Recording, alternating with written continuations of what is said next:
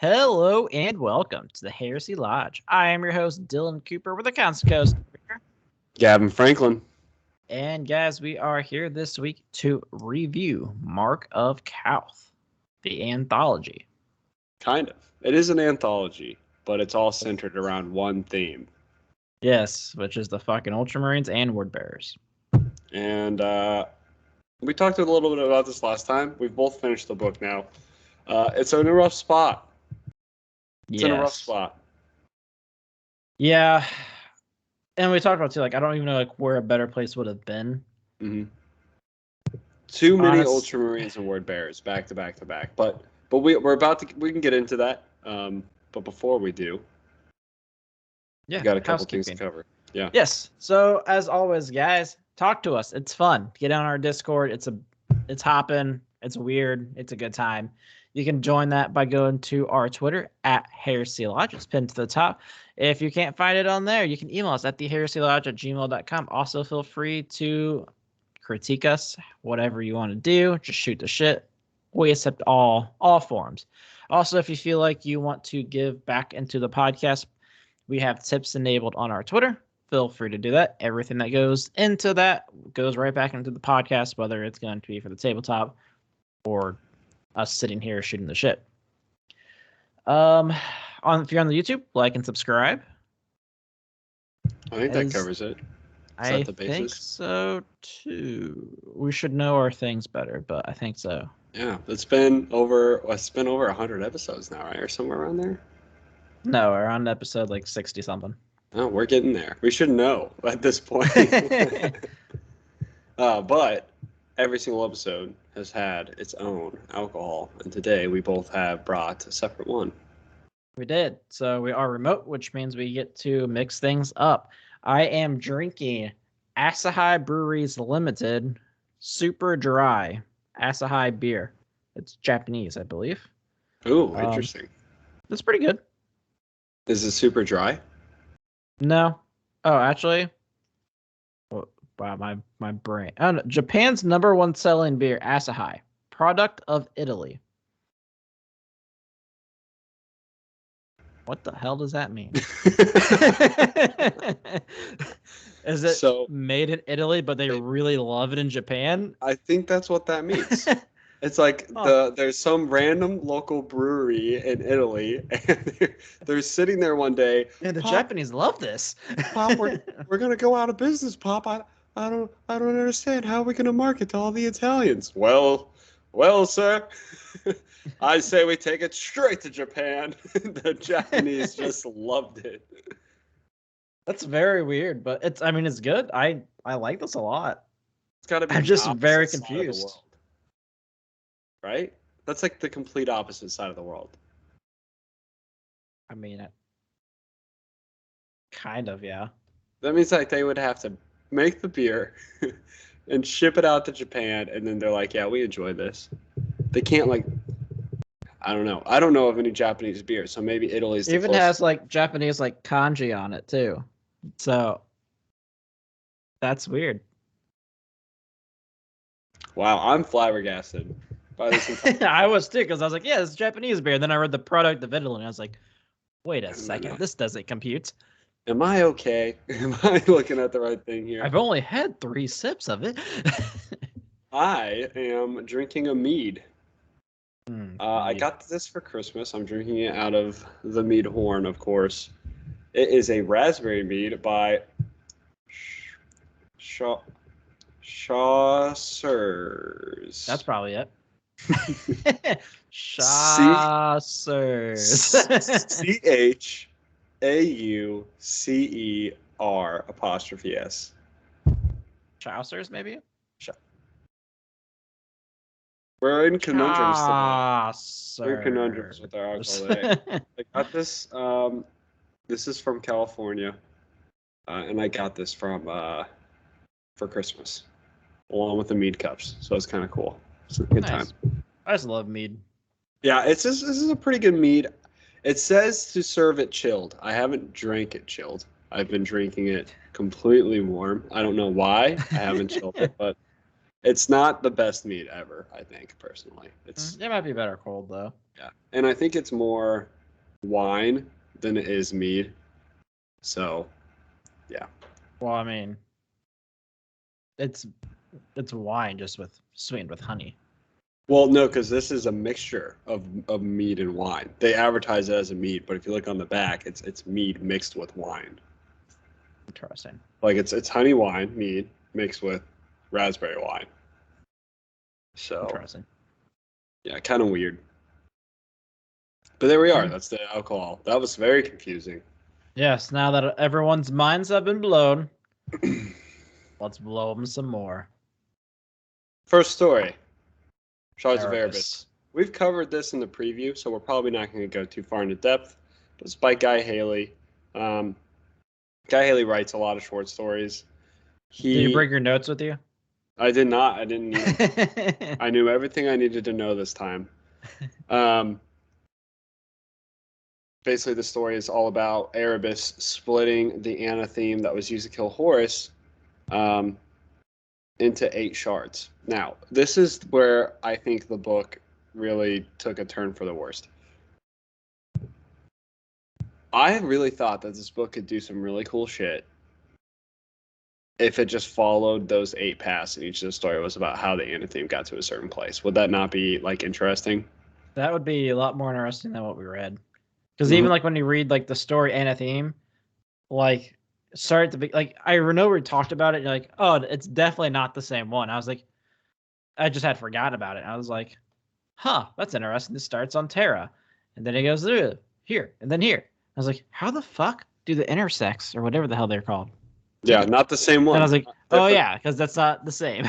Yeah, so just to clarify, because this is a point that is very frustrating to me in this book and the series so far. An anatheme is, like, by definition, if you Google it, it is like a ceremonial blade, essentially. So they called, instead of like calling the sword that killed Horus like a name, they just said, oh, it's an anatheme. God, that's fantastic. Because everyone has one. There's even a sentence in this book that's like, there's thousands of these throughout the word Maris. And I'm like, great. How did Fabius Bile get one? Or, like, I don't know. Maybe there's not communication. It looks like Fabius Bile had the whole sword. It's like, what? It's so confused. It's so, and we know Fabius Bile references that it killed Horus. So it's like, what is happening with this sword? Like, it's in multiple places at the same time. And I don't know. It's just very crappily done. The anatheme story. Yes. So. They should have given it like a real fucking name. Yeah, if they just gave it a real name, it would have been better. Because I think what's happening is like you have. I think what's going to have to happen is the story with Fabius Bile's anatheme. We're just going to have to chalk it up to, well, that was like a different anatheme. But if they would have said like Heartbreaker, it would have been like, oh, fucking like Blade of Nurgle or some shit. The Blade of Nurgle. It's like, well, Fabius has the Blade of Nurgle, Erebus. So how are you breaking it into 8 shards? Yeah.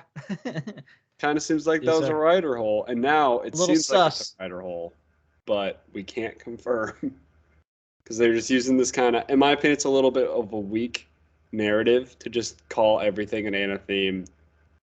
Problem solved. You know what I mean? Yeah, I agree. Just give us something to work with here. Yeah. So then we move on to the Graham Mcneil story, Calth That Was. So this book, it was good, and it started to confirm my beliefs. So if we remember from the fallout of Calth, there were 3 main word bearer captains, and all of them were in the story, The Shards of Erebus, which actually took place before Calth. You have Fedro Fel, Hall Beloth, and Cixir. What's his name? Cxir. Yeah, Xer, Zyre. Mm-hmm. I don't know. And basically what happened in No Fear is Cixir died, and they used the anatheme to kill the demon that became Cixir or whatever. Like, it was Samus, actually. Samus. Fixer became Samus. I am Samus. And here we have Federal Fel and Malak Cartho. So basically the whole thing is you're having an underground war now between the Ultramarines and the Word Bearers. And I think they put this story in a good spot in the book, like close to the beginning, because it's like, okay, let's set the scenario for a majority of the books that are to come, right? So it's about Ventanis, the main character from Know No Fear. And now he is fighting the Word Bearers. And there was nothing about this, as far as Ultramarines goes, that really stood out to me in any way, shape, or form. All I know is, like, after Know No Fear, all the books just randomly start saying No Fear fucking constantly. They do say No Fear. I'm just like, God damn it, why do we keep having to read this? This line. So nothing like crazy stood out to me. Basically, what's happening is all of the citizens and the Ultramarines are living in certain cavern systems, and a lot of them are disconnected from each other. Some of them are connected, which doesn't seem to be. It says that a majority of them are disconnected, and that doesn't. Yeah, like, I mean, they're trying to like also block some too. Yeah, so the Ultramarines are blocking them. Don't know why. But one thing becomes very crazy about the Word Bearers in this fucking planet. It's so crazy. They're killing themselves more than the Ultramarines are killing themselves. They really are. Like, we need some sacrifices. Just kill ourselves. Yeah. So but this is what happens, right? Federal Fel has some sort of factory going on. And Hal Beloff has a group of people with his like chief librarian, which did come up in Know No Fear, but his name is Malak Cartho. Now Malak is becoming like really fucking crazy, and Hal Beloff is getting really annoyed of him, but the Chaos Gods are speaking to Malak. So he's like, oh, I'm becoming more powerful. The weird word bearer, like, I'm in power now with the gods. It's very weird. So Malak gets his hands on a World Eater virus bomb. Yeah. So it's just chilling. He's like, unprotected.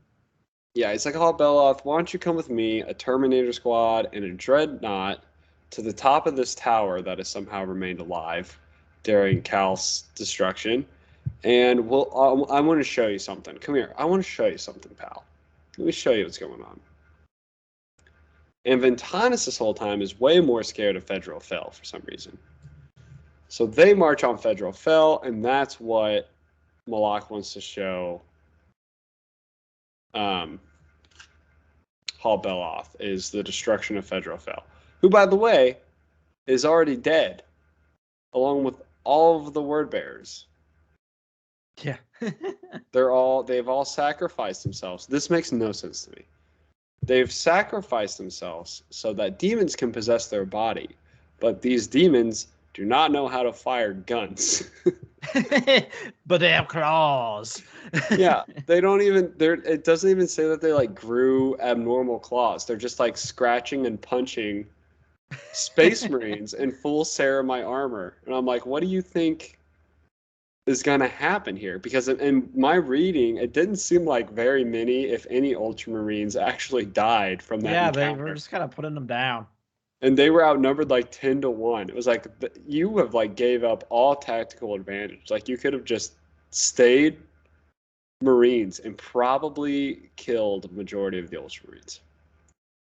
No. We got to sacrifice ourselves to the gods, man.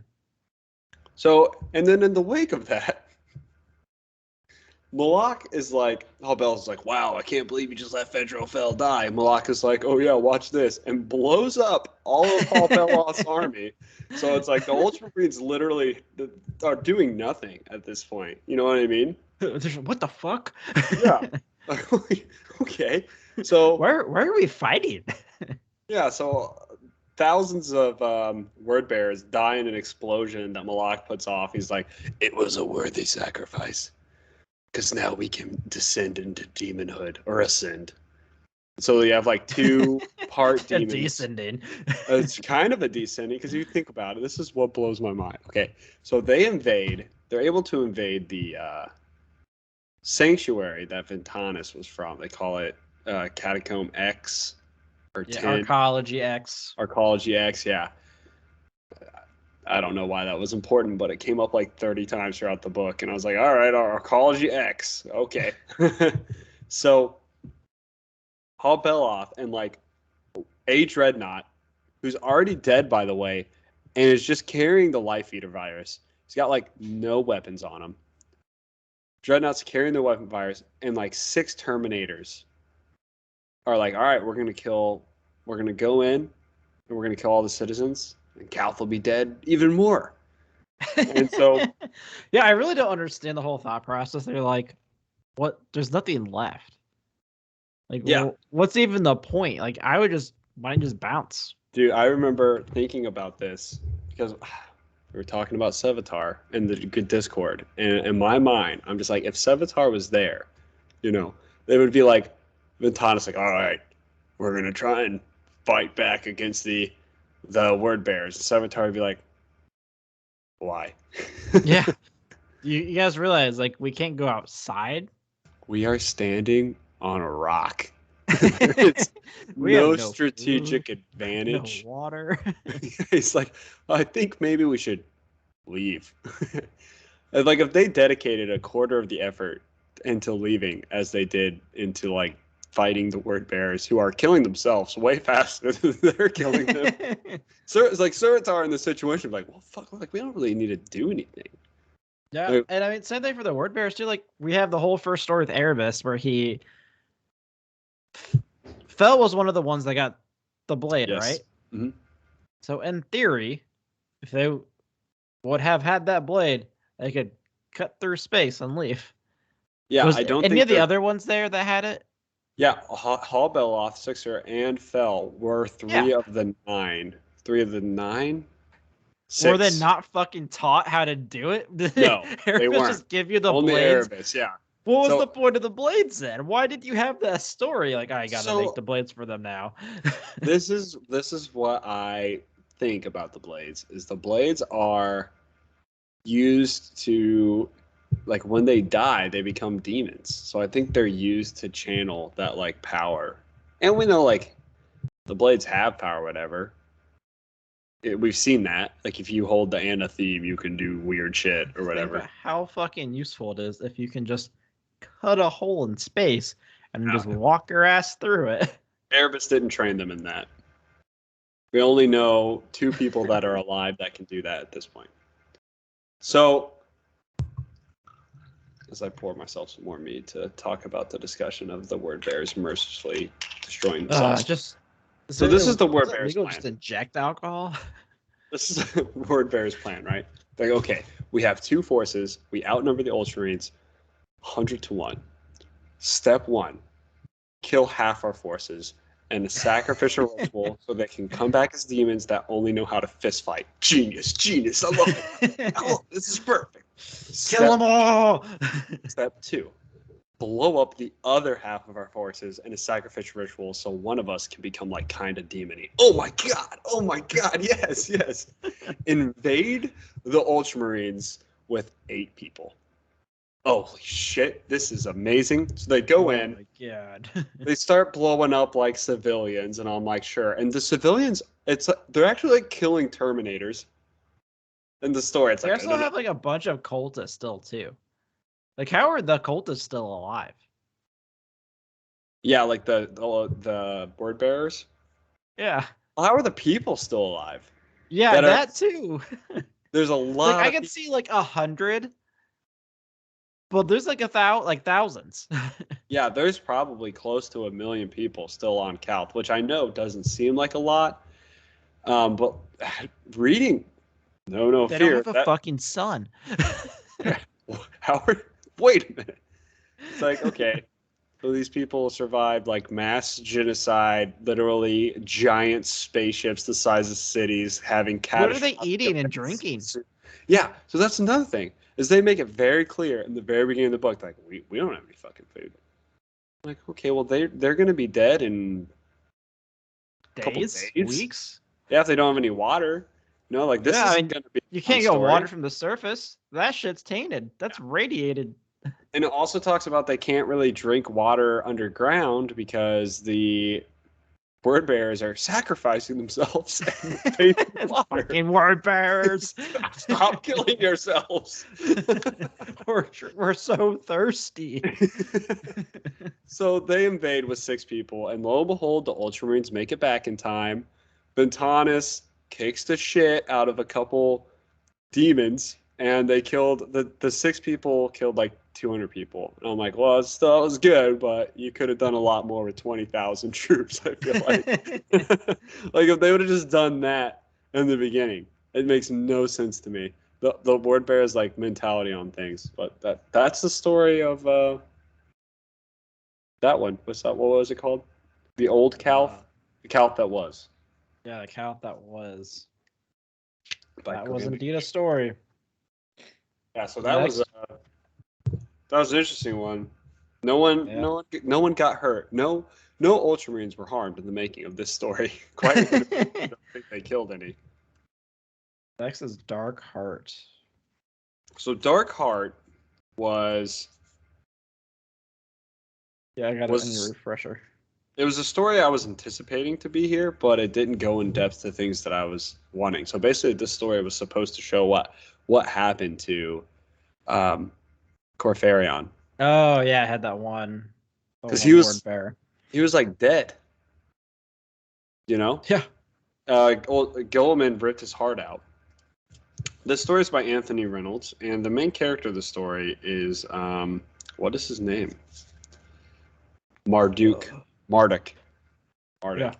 So Marduk's a word bearer, and I'm telling you, I don't understand like word bearers and Emperor's children. Like, how do they like maintain a population?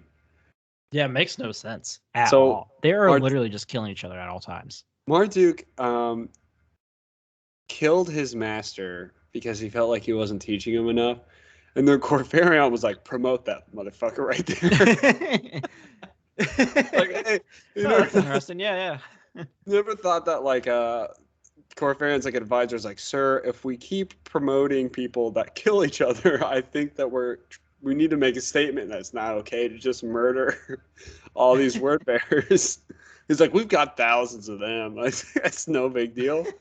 And it's like, okay, yeah, we'll just keep killing. Even Lorgar says like almost the exact same thing later on. Yeah, I want to talk about that too. Like literally different. Like, I can kill word bearers. They're just word bearers. You can kill 100, and I'll take the 7 that survive. Yeah, okay, cool. The statistics behind. So based off of the math, my mental math, the word bearers started out before Calth as the 2nd largest legion. I think they may be the smallest at this point because they've been getting slaughtered. There's always the Raven Guard. And all 3 of them. The word bearers are striving to be the Raven Guard. Let's see how many more we can fucking kill. I mean, literally, you have main characters just dying. It's like Erebus is like, oh, well, I'm going to kill Argal Tall. No, I'm going to kill this person. I'm going to kill this person. Like, Erebus has killed more word bearers than any Ultramarine. It's nuts. So Dark Heart is about Marduk. Like I said, he kills his former master because he feels like he's trying to train to be. It's so weird because they're not psychers. So they can touch the warp. They're like apostles, but they're not psychers, right? Like they can just commune with the warp, the demons of the warp, and they give them power. They're like chaplains or whatever. Cultists on steroids because they're Ultramarines. So you mean word bearers? Well, yeah, I meant Space Marines, but yes.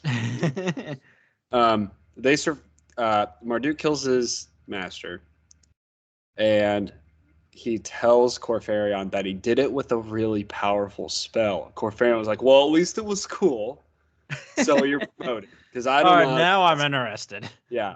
And then it kind of overlaps with the end of No Fear, where Corfarion goes into battle with the other Ultramarines. This kind of pissed me off. If you remember in the battle, Thiel like kills what's his face?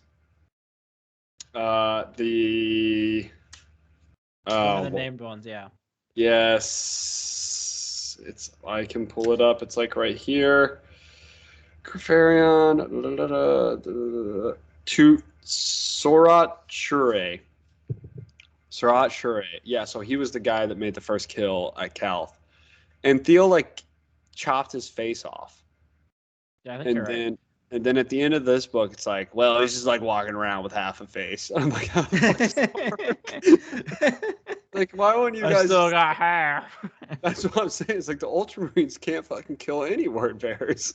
They have to kill themselves. They could sit back and lounge. Please kill him. If they would have just sat back in some lounge chairs, they would have won Calth just watching them murder each other. It's sad. That's so true. Yeah, so Thiel, even the badass, he can't even kill Sorat Shure, whoever the fuck, like some random named shitty word bearer character that accomplished. Slices all the other ones just fine though. Yeah. So Corfarion gets his like heart ripped out by Gilliman. And again, like Gilliman himself can't even kill a word bearer. Gilliman almost got killed by Corfarion. I know, like he should have just stayed at home. And I'm like, all right, guys, well, we're just gonna leave. I'm sure you'll kill more word bearers by doing nothing. Like, so Corfarion gets escorted back, and Marduk is like, this is the link he had with the other side, the warp, in order to do all of his powerful stuff. He had to promise the warp something, and it was that he would find a suitable host to whatever demon aided him. And he was like, Corfarion, that's the host. And that's how Corfarion lives. Ooh. No mention of a space battle. Also, why? I don't understand how like Corfarion is so fucking powerful. Yeah. He's very similar to what's his face? Luther. The Luther. At least Luther was a warrior. Yeah, but Luther also recognizes that he's not that powerful. He gets his power from being an amazing advisor and a strategic thinker. Yeah, but he was still a good fighter. I mean, he was still a hero of Calth. Or not Calth, fucking Caliban. Corfarion was just a priest. Yeah, I would imagine this like old skinny motherfucker who's just a dick to everyone. Why is this guy so powerful? Kind of a shitty priest too. Like the guys aren't even choosing him. They're like, oh, this guy's fucking whatever. He's Corfarion. We don't really care. He's like the. I don't understand how Lorgar hasn't killed him. He's like so like, I am your father, dude. Yeah. Fuck off! I will break your fucking neck with my hand. My mind. Lorgar can do that now. So that is the story of Dark Heart. The ending of that was okay. I didn't give a shit about this Marduk character. I don't really care about Sark Tuche. I forgot really upset all about Marduk. Yeah, I'm really upset that Corfarion didn't actually die, and that this story wasn't actually like an epic space battle that they said. Like, one of the best in the world or the galaxy. Yeah, No Fear was like, and then they had the craziest space battle you can imagine. I was like, wow, I'm imagining it right now. It's going to be so cool. I'd say, okay, let me try and imagine the craziest space battle. Oh, yeah. Expertly written. So many spins. I'm almost glad that they probably were sitting down like, all right, we need a book about a space battle. And somebody's like, a whole fucking book? Holy shit. That sounds It's called Furious of the Abyss, man. It sounds or Battle for the Abyss, whatever. It sounds like horrible to write. He does a spin in space that puts him at an upward right angle as it comes in. It's like, dude, I can't write that all like the entire book of that. It would be painful to read, honestly. And they're like, okay, let's just maybe that's what the Damnation of Pythos is. It's just a fucking space battle the whole time. That's why it's so bad. That might be what it is. I've heard so many negative things about this book, and in my mind, I'm like, that sounds terrible. Which is why I'm hoping they just write. And it was the craziest space battle you could ever imagine. It's the opening line. And then we have the story of The Traveler by David Annandale. We don't know anything that he's written so far. I think he's done a short story. Okay, this highlighted this was the first story to make me realize and highlighted a huge problem in this book, is that this book has practically no importance to the heresy. None. And it's about the same legion we just read about. So you think it's like the scale of importance to the heresy and enjoyment, it's both low. Yeah. Because everything that happens in this book makes no impact in the actual storyline whatsoever. It doesn't even really flesh out anything either. None of it. Like, my favorite one is the all person one, which might go somewhere. I could see that one. It could go something else, but it didn't go anywhere here. True. Like, it ended in the same place that it started. This is true. So, The Traveler is about a demon?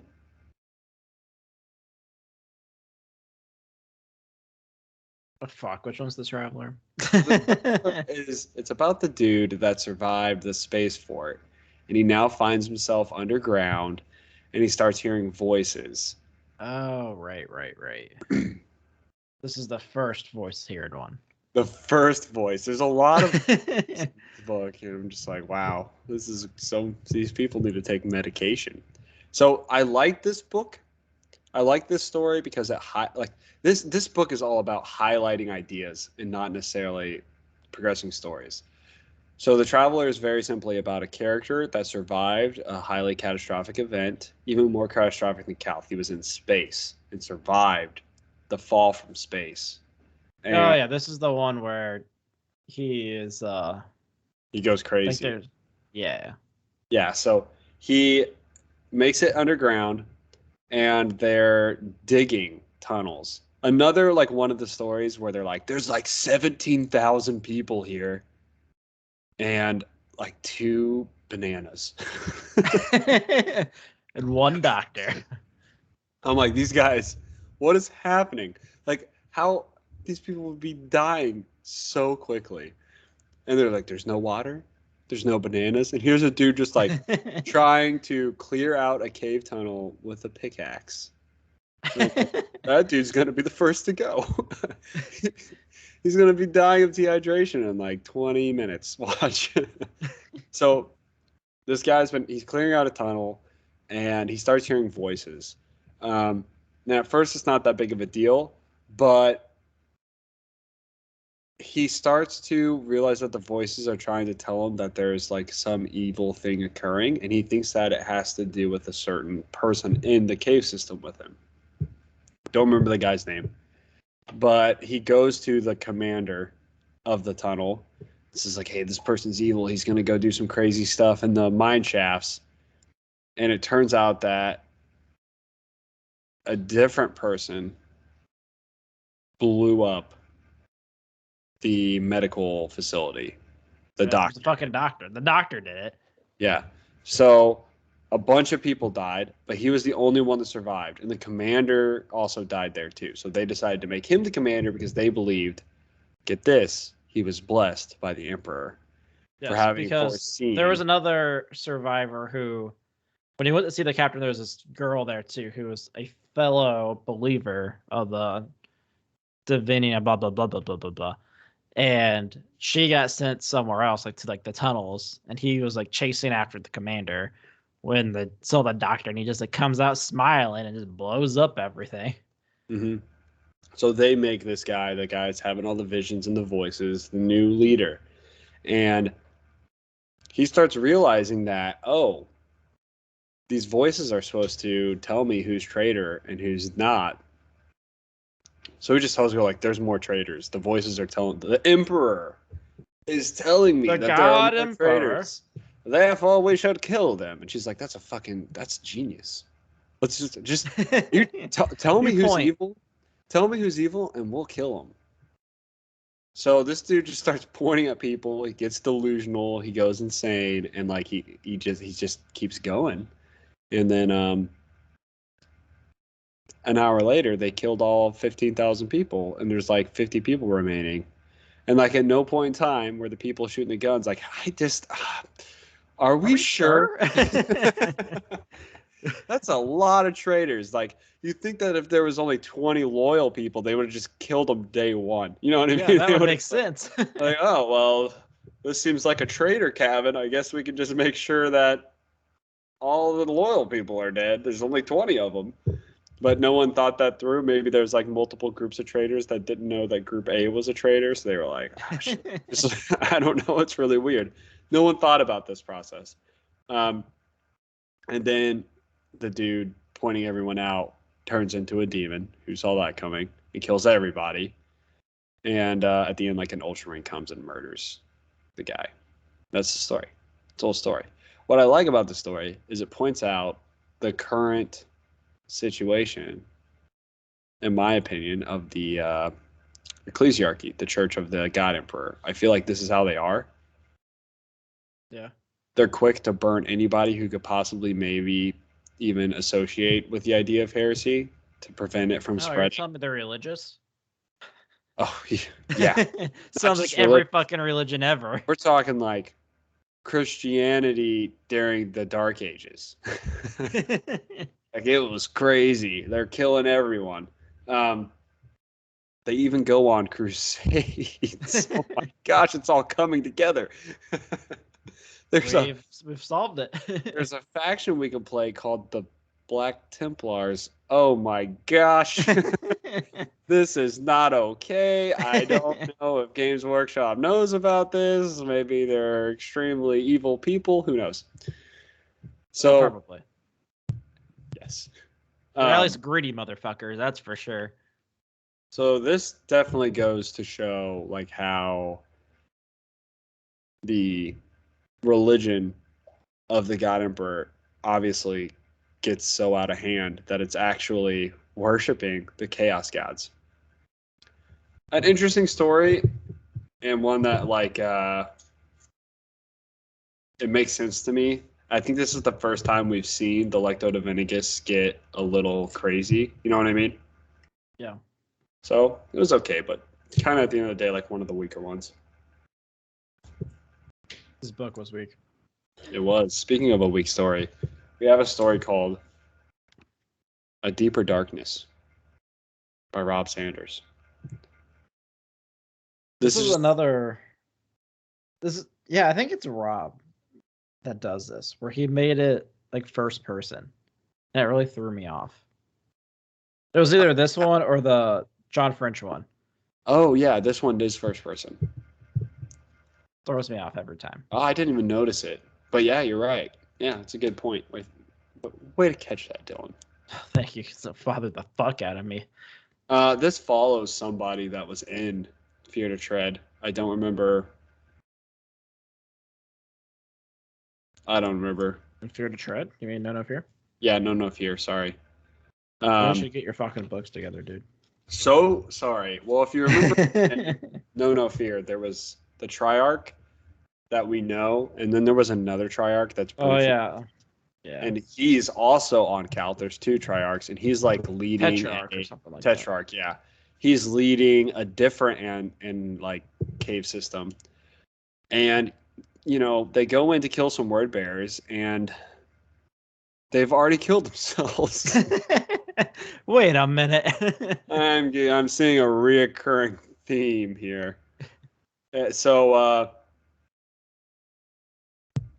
one of these Ultramarines is very like he really wants to kill some word bearers. Like he's disobeying orders to try and kill as many word bearers as he can, and he realizes specifically hunting one. Yeah, there's like a specific word bearer leader. There's like, we need to kill this guy. It's like a war band he's running in underground tunnels. And so the captain gives him like a squad of people to go investigate this underwater pathway that leads to a cave system where they believe this word bear is hiding out. And again, in my mind, I'm like, how the fuck are these people still alive? So they make it underground. They're walking through the caves. People start disappearing, and they find out all the word bearers. Guess what they did? Did they kill themselves? They fucking killed themselves. They killed themselves. Like, I don't know. They sent this is what's crazy to me, dude. This is mind blowing. They sent 3 Ultramarines. Okay. There's like in this squad a few hundred minimum, to a few thousand. I don't really know word bearers, right? Yeah. They killed themselves to summon something that these 3 Ultramarines were able to defeat.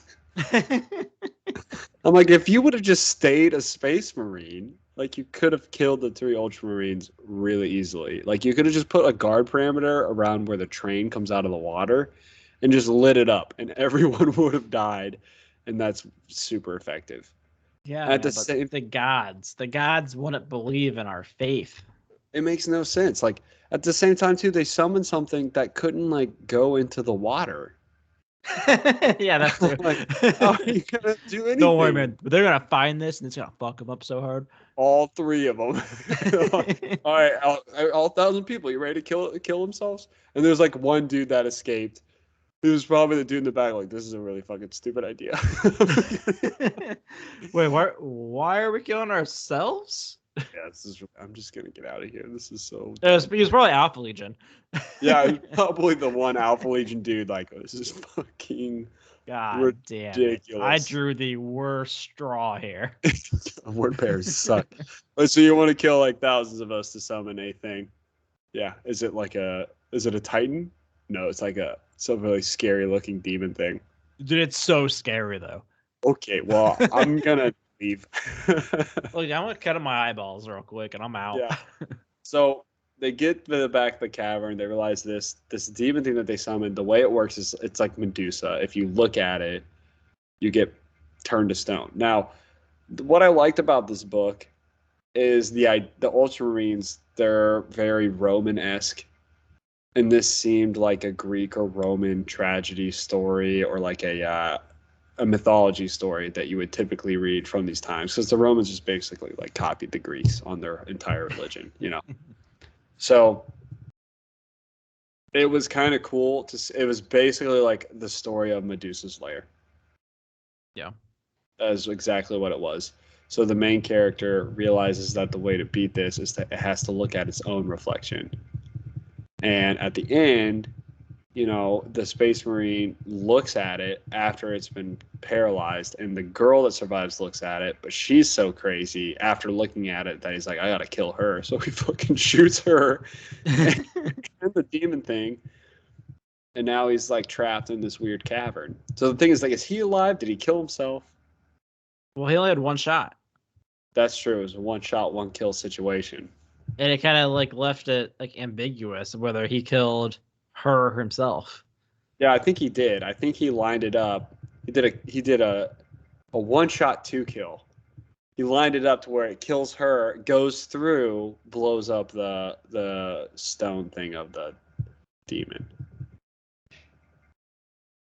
You know? Should have just killed himself, yep. This is what blows my mind about this entire scenario, though, too. Is, I don't know, maybe it's just me having a small mind, but the people on Calth that have survived have seen demons before. Yeah. The whole hook of this is like, this demon, way scarier looking. It's the scariest fucking thing you've ever seen. Things from the warp are like freaking crazy looking, right? Like, we've seen it in the books. They're like really freaky looking demons, and we've seen them in like video games, you know, and on tabletops. But like, if you actually saw one of those real life, like right in front of you, it would be the most terrifying thing ever. You'd shit your pants. Yeah. These people have already seen that. And it's like, what is it that this thing has? You know what I mean? So much scarier, yeah. Yeah, and it's like, well, it's undescribable. It's so dark, dude. That's super convenient for the writer, that it's undescribable. Yeah. I don't have to describe it. Light like passes through it or some shit. It's just a blob that absorbs bullets. Just believe me. It's real freaky. It has like 3 teeth. You wouldn't believe it. You wouldn't believe it if I told you, so I'm not going to. Great writing. Yes, 10 out of 10. So then we move on to, oh man, what's the next one? Underworld War by ADB. Okay. So this was, it was okay. I thought it was at least interesting. It was an interesting concept. Yeah, so there's a big twist at the end of it. Basically, it's about a Gal Vorbeck. Gal Vorbeck, that's what I'm calling him. Yeah. That is on Calth. We know, based off of this story, that they're making more Gal Vorbeck. This is 7 years into Calth. Which is not real, though. Right. Well, I mean, that's how it's set up as. Yeah, so basically, like, the story starts out as a Gal Vorbeck that's been fighting for 7 years underground in Calth. And I'm like, why?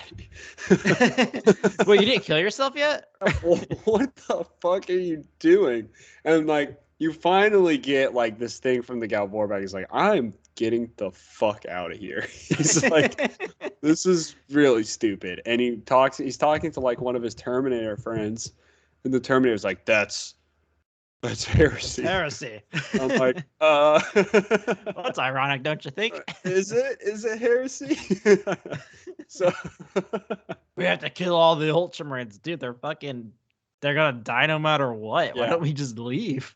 And this Gal Vorbeck, which is like the smartest character. This is the smartest word bearer. This guy's smarter than Argyle Tall. Smartest word bearer I've ever seen. He's like, listen, we killed the Ultramarines who were our friends. We've been fighting in the caves for 7 years. There's like 12 of us left. Ultramarines completely outnumber us.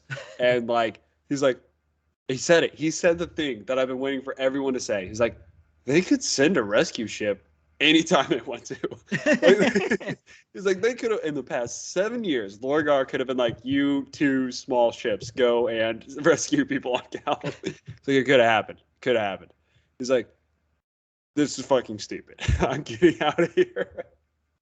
Most genius word bearer I've ever seen in my life. He said, why have we not been rescued yet? Like, yeah, I understand. Like, I understand a couple months, a year's a stretch. Maybe there was some crazy warp fuckery. But 6 years? I'm out of here, dog. Yeah, there's no surprise here. They know we're here.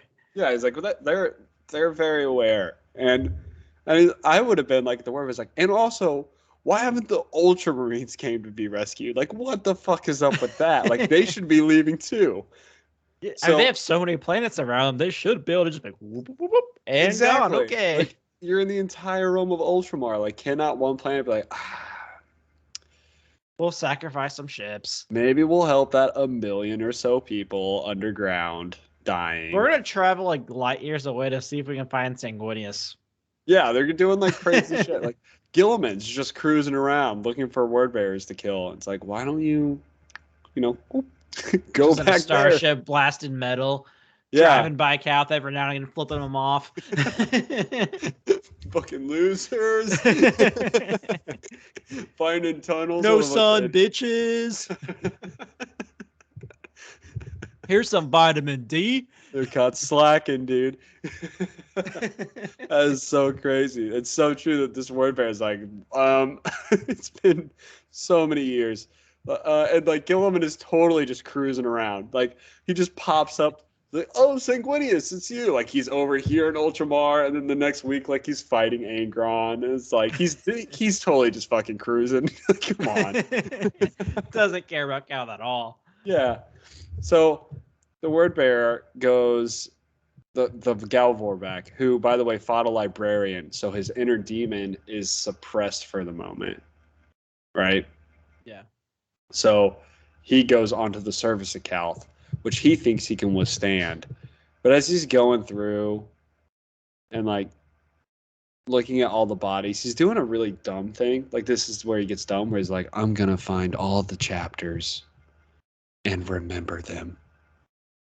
Yes, no one will forget those who died here for our sacrifice for being fucking left behind, you bitches. Most people don't even know about it. Yeah. Like you think that the lion, like Calth? Yeah, you think like the lion or the First Legion's like, oh well, what about the people of Calth? Like they're like, we don't fucking care. What the hell's Calth? You think Fulgrim's even thought about Calth in his entire life? Like, he doesn't give a shit. He's got some other problems going on right now. Yeah, the dude had a brilliant idea in the beginning. Let's get the fuck out of here. But then he decided to just like walk around Calth for a while, and that's when the demon wakes up and starts curing him of cancer because the sun is giving him tumors. Hey, doctors, idiots.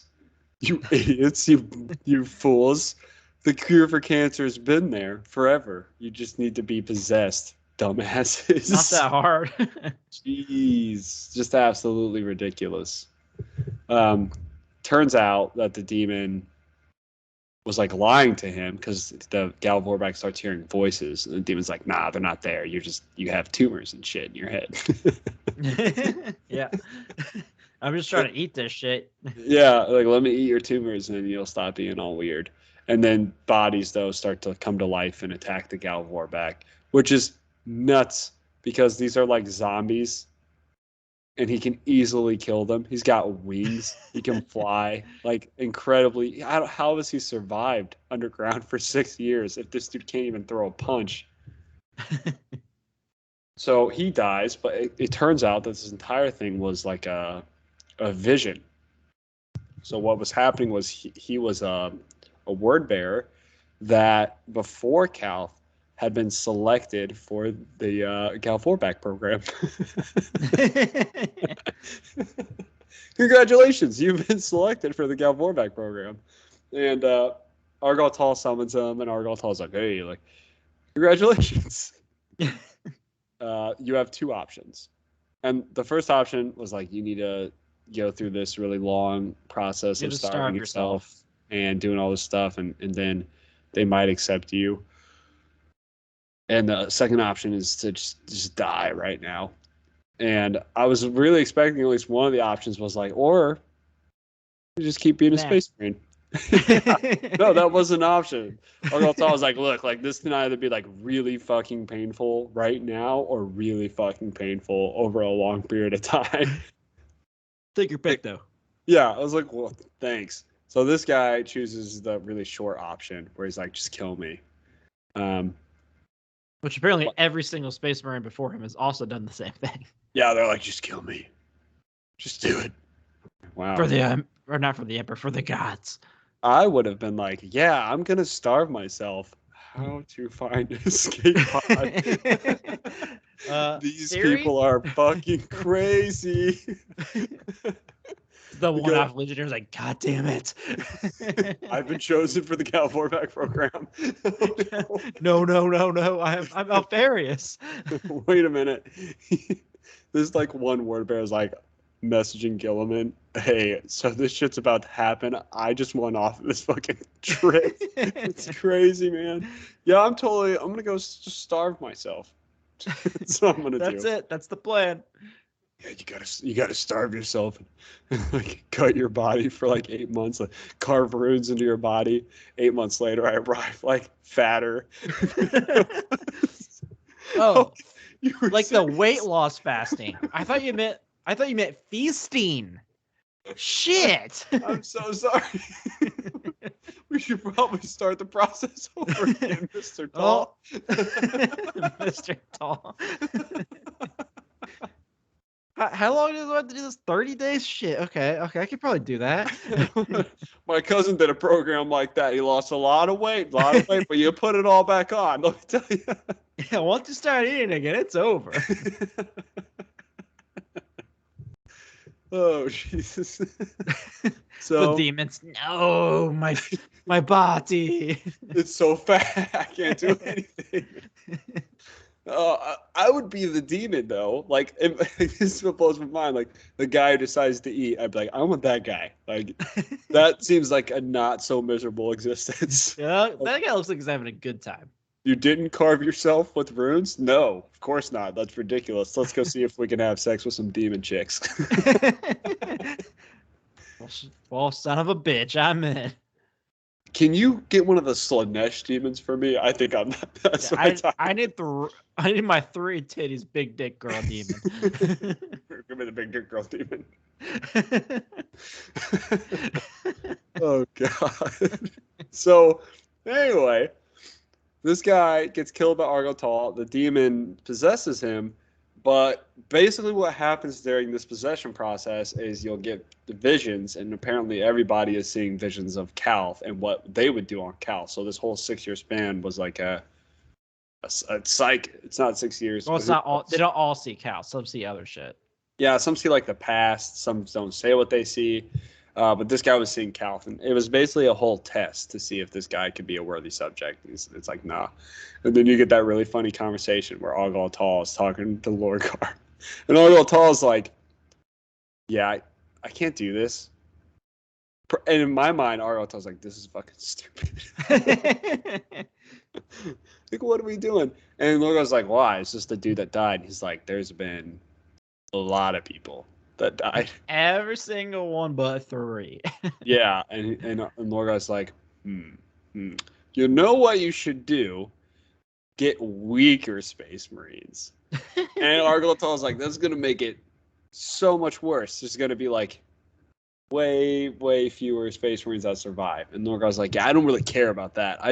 I want to keep my stronger Space Marines. Lorgar's having this ingenious idea where it's like, wait a minute.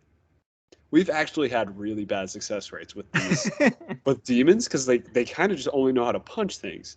He's like, keep my more powerful Space Marines just in case I actually need to win a battle. But you can kill like 1 million more for 3 demons. I mean, I guess if that's going to keep the gods happy. Like, it's insanity. But Argal, he's like, yeah, whatever you say, daddy. Bunch of daddy boys in this series. You do get the little scene at the end where Lorgar's like, oh, see if they'll like a dreadnought, which is where I think the Hellbrute comes from. Oh, yeah, that'd be cool. Yeah, so apparently the demons are going to try and go into dreadnoughts now. That story was very funny to me. Actually, our review of it was more funny to me. Give me one of those Slanesh demons, one of those big demon girls. Son of a bitch, I like this guy a lot. He knows what's up. Next, we have the last 2 stories. The second to last one's Anatheme. A theme. A theme? Is it? I keep calling Anatheme. It's a theme? A theme? I say Anatheme as well. Yeah, because one of them's called Anatheme, one's called a theme. I don't know. Maybe one's... They're all the fucking same to me. Someone in Discord is going to be like, you idiots. You buffoons. I'm going to say it's a European thing. You morons. It's Anatheme because it's this, and then it's a theme because it's this. It's going to happen. That's all right. We'll tell them off. You buffoons. You think we care about your words? So I think the last 2 stories actually go very hand in hand. Like, I think the second story is like literally picks up from where the story leaves off. Yeah. So the theme is the story of the dagger that Král Faust had in Know No Fear that eventually All Pearson picks up and uses to cut. Which confuses me because didn't Erebus create this? No. How the fuck did he? What do you mean?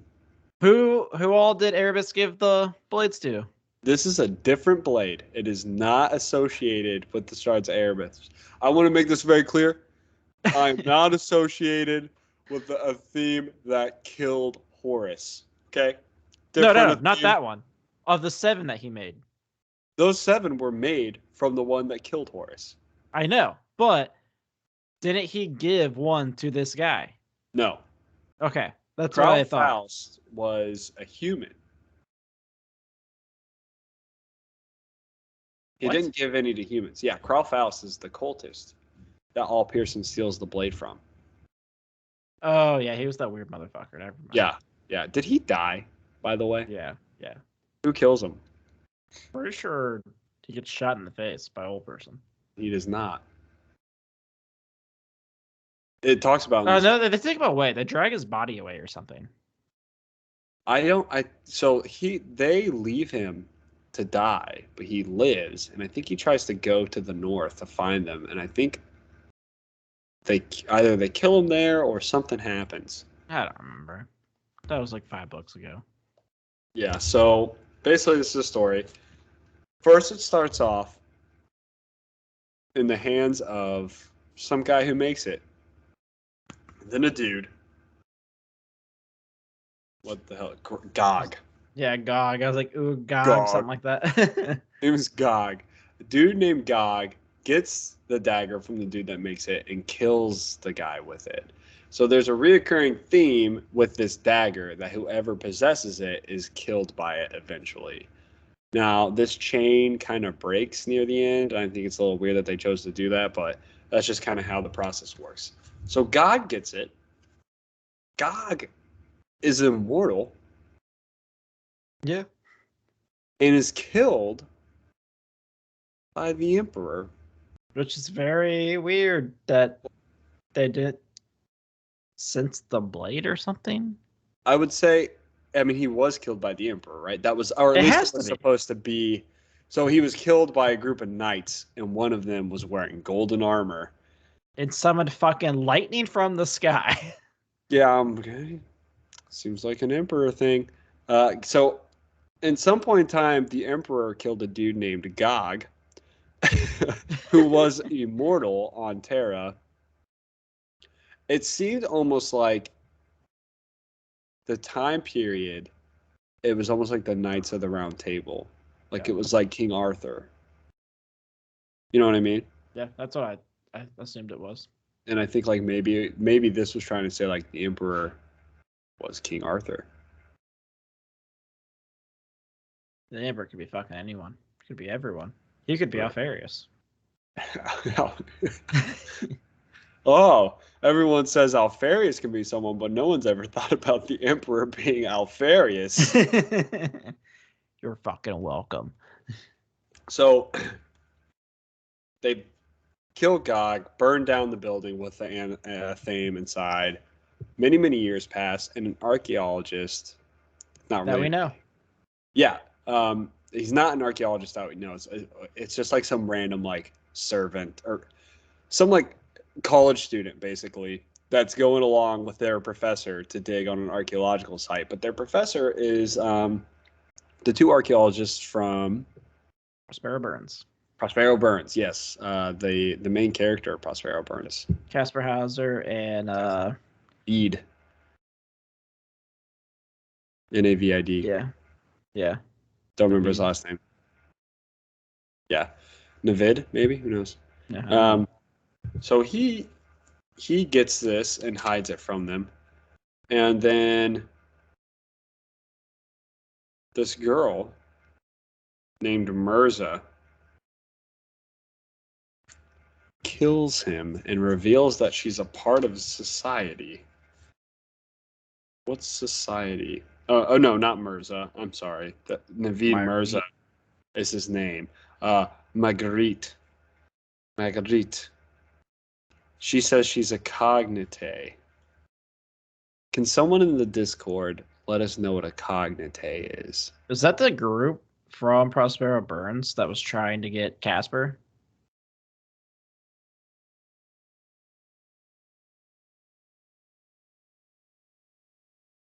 What group?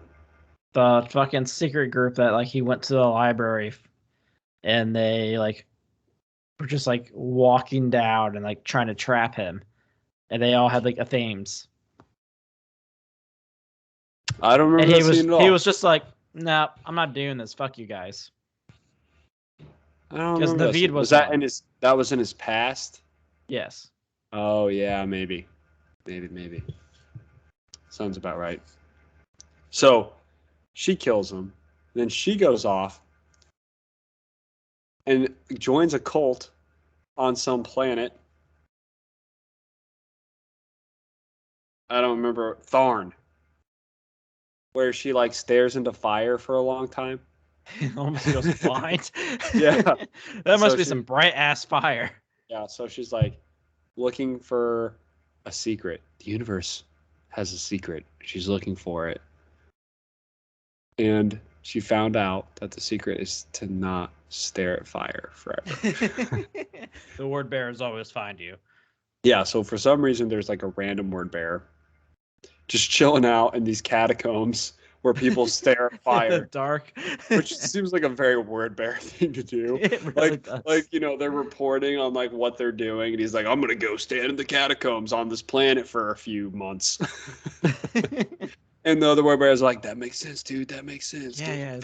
Find yourself a good catacomb. That shit's always dope. Yeah. Let's be the God Emperor. Yeah. Any graveyards, any weird shit, anything you can do. Get there. You're doing your part, man. So she dies at the hands of this word bearer that's at the bottom of a catacomb, just chilling out. That's what he does at catacombs. And his name is Anacreon, who dies because guess who he's killed by? Another word bearer. Holy shit. What a shock. We need to look at the statistics for this because I am very positive that word bears have killed more word bears than any other so far in the books. It's nuts. I mean, we're talking thousands. So it gets handed off to some dude, Zen. His name is Zen, who then has people fight each other to the death in a pit. And Zen gets this realization that like that dagger is going to kill him if he remains attached to it. So he gives it to one of the dudes who is Král Faust, who wins the fight. And he's like, you keep that dagger. I don't want to fuck around with that. And Král Faust at the end, I remember reading it in No Fear. He's like, dude, he gave me this dagger because he likes me. Like, you idiot. Word bears don't like anyone. That's what I was saying. So that's the whole story. And then it talks about how like all Pearson obviously gets it in No Fear. Yeah. Run a little late here, but we do want to talk about the last story, Unmarked, because there's a lot of stuff going on here. So Unmarked is the continuation. It's by Dan Abnett. It's literally written in the same format. And I love that it's called Unmarked because if you remember from No Fear, it's like Mark whatever, however many hours before. So this is like Mark ? Because they're in the Imperium and no one knows where they're at. Mm-hmm. And the title of the story is Unmarked. So like you don't know when the mark is, but at the same time they don't have the Mark of Calth. Yeah. Because they were not affected by the sun. It's radiation because they got out of it. So kind of a play on words there. I like the way he named it. But basically, All Pearson has led this ragtag group of people into the Imperium, Immaterium kind of place. It's like a not necessarily terrible location like the Immaterium, but it's kind of like a halfway dimension is what I feel like. You know what I mean? Yeah. And he's like cutting through shards of reality and like making it to the next place where the cut can be made and like going on and on, traveling to this undisclosed location that we don't know about as readers. And you don't ever find out in this story. They're all just pieces of his past. Yeah. He finds out he's being chased by something called Makar. It's a demon that's been sent after him. So he's basically like he's going through these little shards in his past. And one of the things that I found super interesting is when they make it to World War II or World War I. Mm-hmm. So he was obviously a soldier of World War I, and he goes to a place called Varun. And I can confirm I'm like 99% sure Kroger is a perpetual. So this, I looked back at Angel Exterminatus, the place that he was having flashbacks about was Varun. So Kroger was. Varun is Verdun? I thought it was Varun. I thought it was Verdun for some reason. I mean, it's the name of it. Yeah. This place. Kroger was there, and he was in the trenches. Mm-hmm. And All Pearson almost killed him. But All Pearson got it was like there was like a counterattack, and All Pearson had to flee. So I thought that was kind of cool that this place came up, and it was the same place that Kroger that had interesting.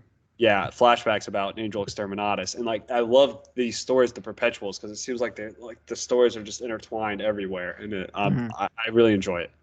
John Grammaticus warns them that there's something coming after them, and they keep running away, and basically all finds out that one of the people that are with them is slightly psychic, which is why the demon always knows how to get there. Now, John Grammaticus tells him he just needs to outrun the demon long enough because the demon has like a destiny. Like a time limit.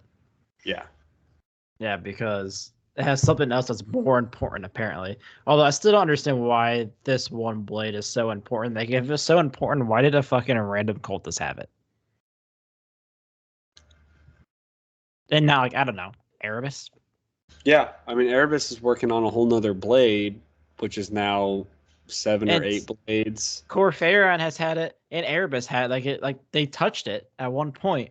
If it's so important, why did neither of them keep it? Corfarion and Erebus never had this. They said it in one of the lines, like it's been touched by Erebus and Corfarion. Oh yes, that's right. Yeah, I don't know. I mean, in regards to the book, like all leads them to one scene I thought was really cool. They end up in the past, like before humanity was even a thing on Earth. Yeah. And they get attacked by demon monkeys. Yeah, that was interesting. And all Pearson was like, yeah, like the warp had been influencing Terra long before humans were a thing, which was really confusing to me because I thought the warp was kind of fueled by thought and emotions. Yeah. So I don't know. I find that point, like the whole like demon monkey thing, to be a little strange. You know what I'm saying? Yeah. So anyway, the demon attacks them. It's a floating black pyramid. Yep. That's what you got from it, right? Yeah. It's a floating black pyramid, and all Pearson goes to stab it, and the psychic girl's going crazy and just starts saying its name over and over again, but it keeps changing. And eventually it changes to Malak Cartho, who, if we recall, that was not a miniature. 30 miniatures dead. It is Calth all over again. If we recall, he was in the previous book. He was the like chapel dude that was with Hall Beloff that also escaped Calth by cutting through reality with another a theme that was also not part of the charts. Erebus, completely different theme. So yeah, the demon had to go back and I guess possess him. So we're at the point where all Pearson was like, all right, let's keep going. It's time to keep going, and that's how the story ends. So obviously, like, it kind of went nowhere. Like, they could have started the story where it ended and just never had a demon chase them, and that's where it was. Yep. Yeah, so not a huge fan of this book. I just think it accomplished very little. It was kind of... Yeah, what are your ratings? I think, as far as importance to the heresy, besides maybe, like, what happened to Corfarion and the Shards of Erebus story, I'd say it's like a 1 or 2. I don't even know the Shards of Erebus even fucking matter. Yeah, based off of what we see. Like, apparently any of these fucking random blades can cut through space, so I don't know. Yeah, and I don't know what the significance of the shards are, or if it's just like, fuck it, let's give everyone a theme. You get a theme, you get a theme. He's handing them out like Oprah Winfrey gives out cars. It's crazy. Yeah, I'd probably say 2 as well. Personal enjoyment, a 3. Yep, I'm actually in the same boat. I like the Graham one, but man, it dragged. And like, I honestly feel like all these stories kind of dragged. Like, I really enjoyed the first one, and I did enjoy the ADB one, and I enjoyed the old person one. But I wasn't like amazed or like, holy fuck, that was so good. I was just like, yeah, that was pretty decent. That was a good short story. Yeah, like they were decent short stories. There wasn't anything that was mind blowing. Like a lot of the anthologies we'd see there would always be like one story that really stood out. Yeah. Just didn't have that, and it kind of makes me not miss or want anthologies. Some of them like are so good, and then some others is like, ugh. Some like, I think it was Shadows of Treachery was really good. Shadows of Treachery was solid, but then you have like stories that stand out of certain ones that make them interesting. But yeah, I don't know. It wasn't my favorite read, but I've already started Vulcan Lives, and I'm so pumped. I will be starting that sometime this weekend. Okay. Yeah, sounds good. All right, guys. So that is our review of Mark of Calth. We should be recording with the Horus Hour, guys. Need to get some logistics figured out for that. So that should, in theory, be our next episode. If not, it will still be one of our special episodes, all bullshit about something. And that's what we do. We like the bullshit. If there's anything you want us to talk about specifically, let us know. Join the Discord. Tell us there. You can email us at theheresiolodge@gmail.com. You can find our Discord pinned to our Twitter at Heresy Lodge. And if you want to contribute to the podcast, please feel free to tip. Don't feel like you need to, but hey, every little bit helps for the pod. If you're on YouTube, like, subscribe, leave us comments there too. And that'll be it. We'll be back next week, guys. You have a good one.